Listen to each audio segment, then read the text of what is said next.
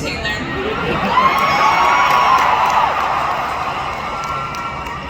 Last time I was restating the size, I was dancing in heels and wearing a glittery leotard. This outfit is much more comfortable.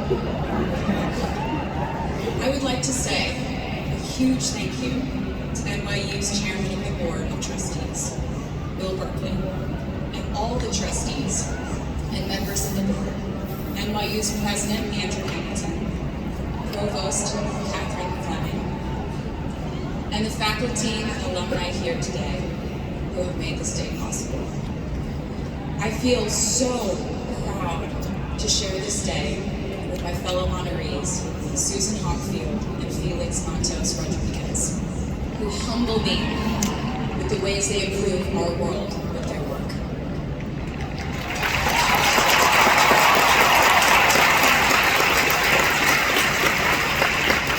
As for me, I'm 90% sure the main reason I'm here is because I have a song called 22.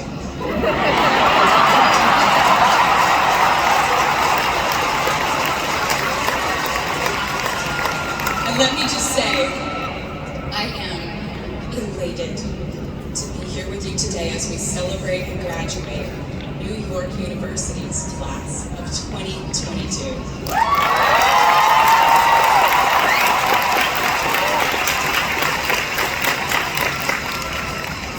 Not a single one of us here today has done it alone. We are each a patchwork quilt of those who have loved us, those who have believed in our futures, those who showed us empathy and kindness, who told us the truth even when it wasn't easy to hear, those who told us we could do it when there was absolutely no proof of that. Someone read stories to you and taught you to dream and offered up some moral code of right and wrong for you to try and live by. Someone tried their best to explain every concept in this insanely complex world to the child that was you, as you asked a bazillion questions, like, how does the moon work? And why can we eat salad, but not grass? And maybe they didn't do it perfectly. No one ever can. Maybe they aren't with us anymore. In that case, I hope you'll remember them today. If they are in this stadium, I hope you'll find your own way to express your gratitude for all the steps and missteps that have led us to this common destination.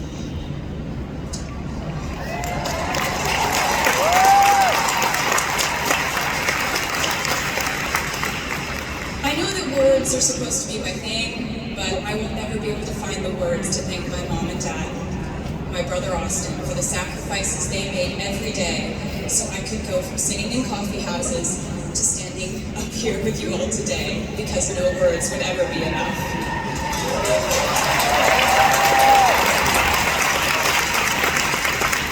To all the incredible parents, family members, mentors, teachers, allies, friends, and loved ones here today who have supported these students in their pursuit of educational enrichment, let me say to you now, welcome to New York. It's been waiting for you.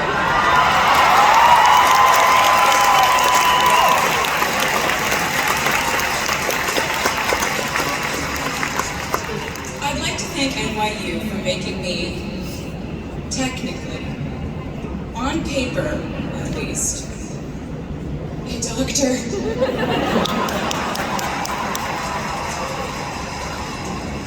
Not the type of doctor you would want around in case of an emergency.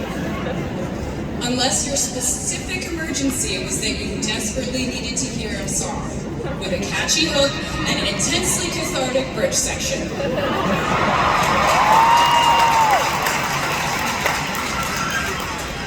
Or if your emergency was that you needed a person who can name over 50 breeds of cats in 1 minute.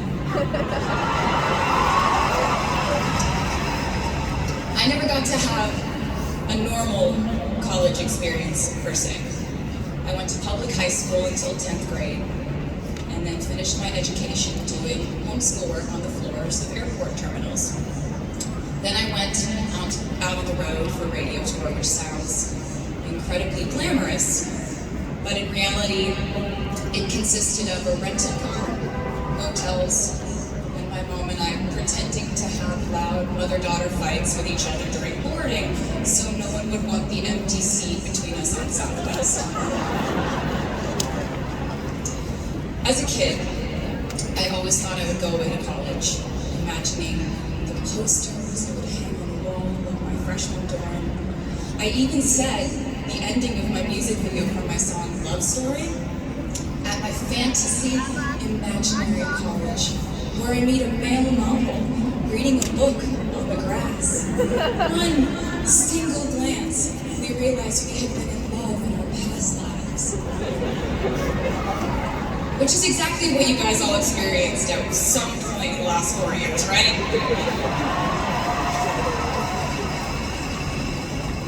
But I really can't complain about not having a normal college experience to you, because you went to NYU during a global pandemic, being essentially locked into your dorms and having to do classes over Zoom. Everyone in college during normal times stresses about test scores.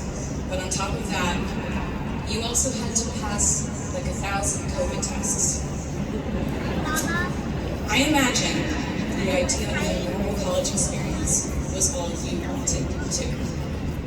But in this case, you and I both learned that you don't always get all the things in the bag that you selected from the menu and the delivery service that is life. You get what you get. And as I would like to say to you, wholeheartedly, you should be very proud of what you've done with it. Today, you leave New York University and then go out into the world searching what's next. And so will I.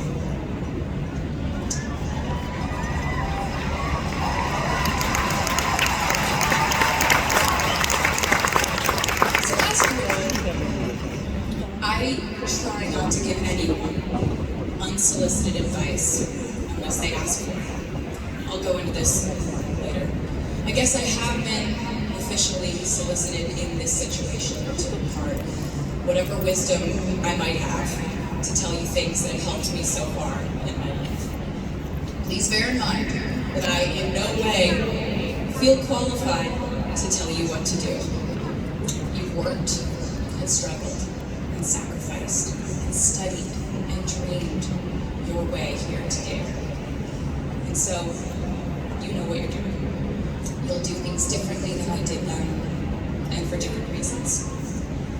So I won't tell you what to do, because no one likes that. I will, however, give you some life hacks I wish I knew when I was starting out my dreams of a career and navigating life, love, pressure, choices, shame, hope, and friendship. The first of which is, life can be heavy, especially if you try to carry it all at once. Part of growing up and moving into new chapters of your life is about catch and release. What I mean by that is knowing what things to keep and what things to release. You can't carry all things. All grudges, all updates on your ex, all enviable promotions your school bully got and the hedge fund his uncle started. Decide what is yours to hold and let the rest go. Oftentimes, the good things in your life are lighter anyway, so there's more room for them. One toxic relationship can outweigh so many wonderful, simple joys. You get to pick what your life has time and room for. Be discerning. Secondly, learn to live alongside cringe. No matter how hard you try to avoid being cringe, you will look back on your life and cringe retrospectively.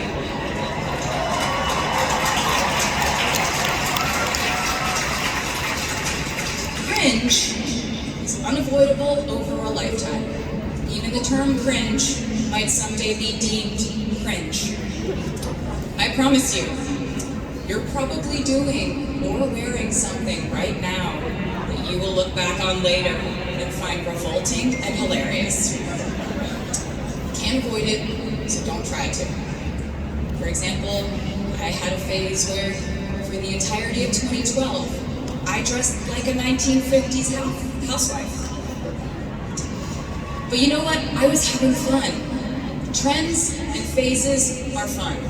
Looking back and laughing is fun.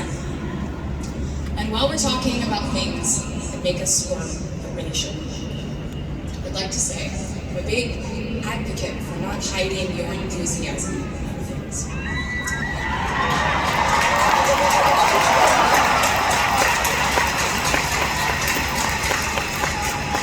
It seems to me that there is a false stigma around eagerness in our culture of unbothered ambivalence. This outlook perpetuates the idea that it's not cool to want it. The people who don't try are fundamentally more chic than people who do. And I wouldn't know because I've done a lot of things. I've never been an expert on chic, but I'm the one who's up here, so you have to listen to me when I say this. Never be ashamed of trying. Effortlessness is a myth. The people who wanted it the least were the ones I wanted to date and be friends with in high school. The people who wanted the most are the people I now hire to work for my company.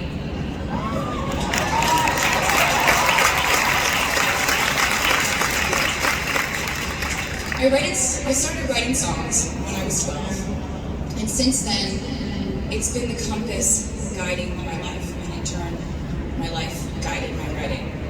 Everything I do is just an extension of my writing, whether it's directing videos or a short film, creating the visuals for a tour, or standing on a stage performing. Everything is connected by my love of the craft. The thrill of working through ideas and narrowing them down, and polishing it all up in the end, editing, waking up in the middle of the night, throwing out the old idea because you just thought of a newer, better one, or a plot device that ties the whole thing together. There's a reason they call it a hook. Sometimes a string of words just ensnares me, and I can't focus on anything until it's been recorded or written down. As a songwriter, I've never been able to sit still or stay in one creative place for too long. I've made and released 11 albums, and in the process, switched genre from country to pop to alternative to folk. And this might sound like a very songwriter-centric line of discussion, but in a way, I really do think we are all writers. And most of us write in a different voice for different situations. You write differently in your Instagram stories than you do your senior thesis. You send a different type of email to your boss than you do your best friend from. We are all literary chameleons. I think it's fascinating. It's just a continuation of the idea that we are so many things all the time. And I know it can be really overwhelming figuring out who to be and when. Who you are now, and how to act in order to get where you want to go. I have some good news. It's totally up to you. I have some terrifying news. It's totally up to you. I said to you earlier that I don't ever offer advice unless someone asks me for it, and now I'll tell you why.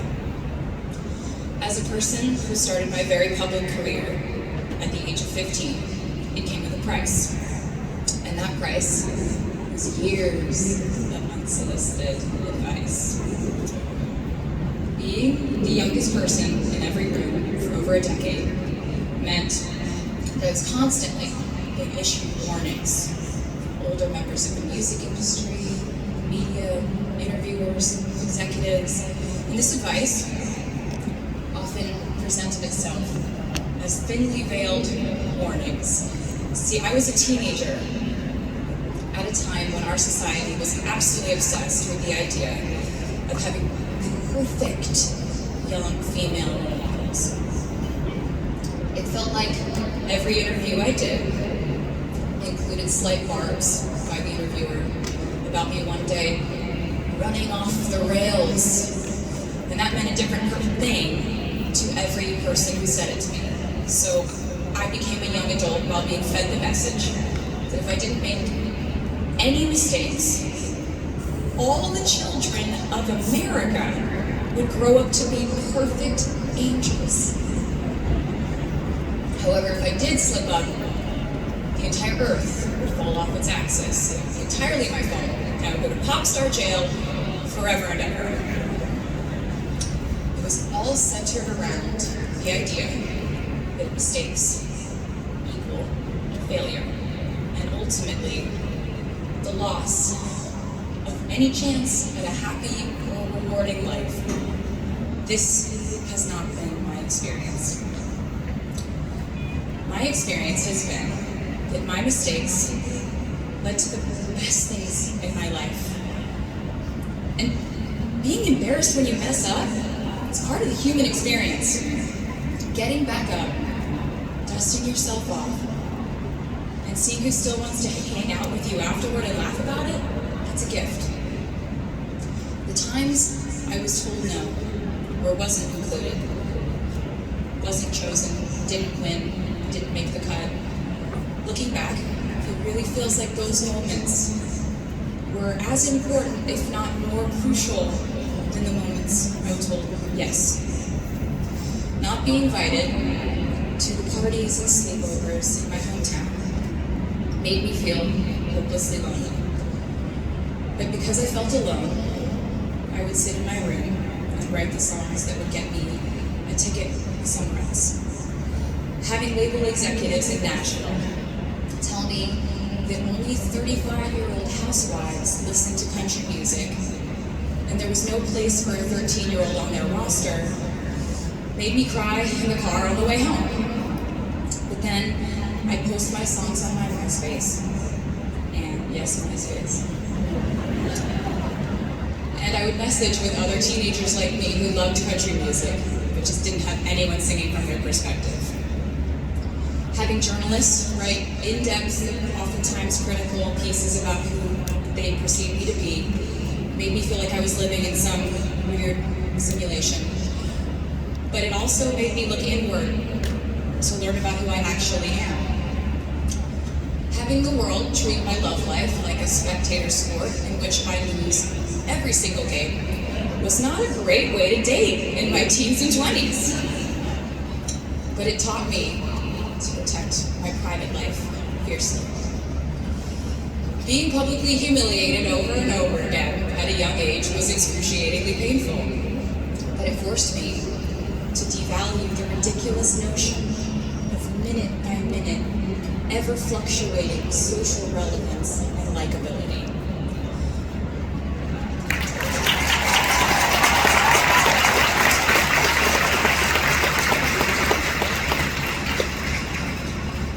Getting canceled on the internet and nearly losing my career gave me an excellent knowledge of all the types of lying.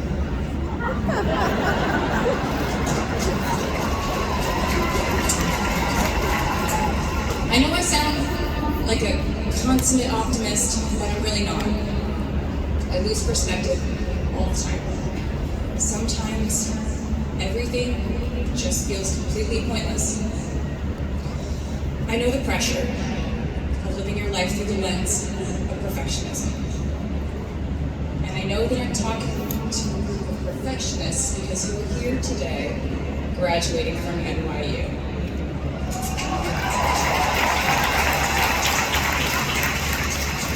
So this might be hard for you to hear.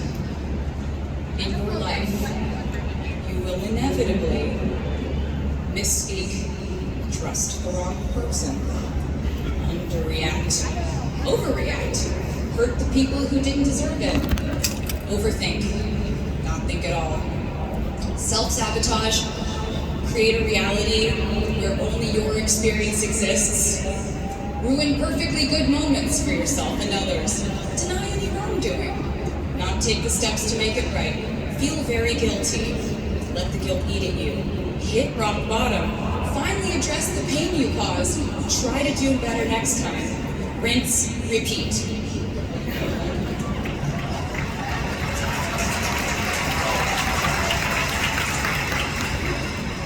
And I'm not gonna lie. These mistakes will cause you to lose things.